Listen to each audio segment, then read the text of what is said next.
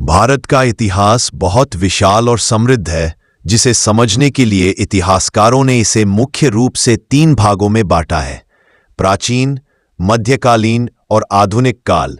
यहाँ भारत पर शासन करने वाले प्रमुख राजवंशों और शासकों की कालक्रम के अनुसार जानकारी दी गई है। अध्याय 1, सभ्यता की पहली किरणें। प्राचीन भारत। हमारी कहानी शुरू होती है आज से लगभग 4500 साल पहले, सिंधु नदी के किनारे, जहां सिंधु घाटी सभ्यता पनपी थी। यहाँ के लोग नगरों में रहते थे, उनके घर पक्की ईंटों के थे और उन्होंने व्यापार और खेती में महारत हासिल कर ली थी। फिर एक समय आया जब यह महान सभ्यता धीरे धीरे ओझल हो गई। इसके बाद वैदिक काल आया, जब वेदों की रचना हुई। इस दौर में छोटे छोटे कबीले और राज्य जनपद बने।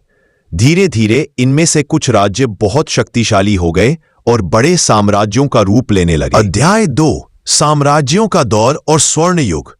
लगभग 320 ईसा पूर्व में भारत की धरती पर एक ऐसे नायक का उदय हुआ जिसने बिखरे हुए राज्यों को एक सूत्र में पिरोया। उनका नाम था चंद्रगुप्त मौर्य। उन्होंने मौर्य साम्राज्य की नींव रखी, जो भारत का पहला विशाल साम्राज्य था। इसी वंश में सम्राट अशोक हुए, जिन्होंने कलिंग युद्ध की विनाश लीला देखने के बाद शांति और अहिंसा का मार्ग अपनाया और बौद्ध धर्म को दुनिया भर में फैलाया। मौर्य साम्राज्य के पतन के बाद भारत में फिर से छोटे छोटे राज्य बन गए, लेकिन फिर गुप्त साम्राज्य 320-520 ईस्वी का उदय हुआ, जिसे भारत का स्वर्ण युग कहा जाता है। इस काल में विज्ञान, गणित, कला और साहित्य ने अद्भुत ऊंचाइयों को छुआ। अध्याय 3, टकराव और बदलाव का समय। मध्यकालीन भारत।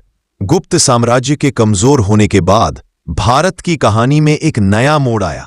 उत्तर भारत में कन्नौज पर कब्जे के लिए गुर्जर, प्रतिहार, पाल और राष्ट्रकूट जैसे राजवंशों में संघर्ष हुआ। इसी बीच उत्तर पश्चिम से महमूद गजनवी और मोहम्मद घोरी जैसे आक्रमणकारी आए। घोरी ने 1192 में पृथ्वीराज चौहान को हराकर भारत में तुर्की शासन की नींव डाली, जिससे दिल्ली सल्तनत 1206-1526 ईस्वी की शुरुआत हुई। सल्तनत के दौर में कई वंशों ने दिल्ली से राज किया, जिनमें अलाउद्दीन खिलजी जैसे शासक भी शामिल थे। 1526 में बाबर ने पानीपत की लड़ाई जीतकर दिल्ली सल्तनत का अंत किया और भारत में मुगल साम्राज्य की नींव रखी। यह साम्राज्य लगभग 300 सालों तक चला। अकबर ने अपनी सहिष्णुता की नीति से साम्राज्य को मजबूत किया, तो शाहजहां ने ताजमहल जैसी खूबसूरत इमारतें बनवाईं। इसी दौरान दक्षिण में चोल और विजयनगर जैसे शक्तिशाली साम्राज्य भी फल फूल रहे थे।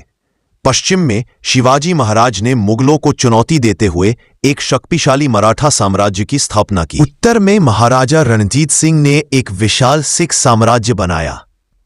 अध्याय 4, गुलामी और आजादी की सुबह। आधुनिक भारत। 17वीं सदी में यूरोप से व्यापारी मसाले और दूसरे सामानों की खोज में भारत आए। वे व्यापार करने आए थे, लेकिन धीरे धीरे उन्होंने यहाँ की राजनीति में दखल देना शुरू कर दिया। इनमें से अंग्रेज सबसे ताकतवर साबित हुए।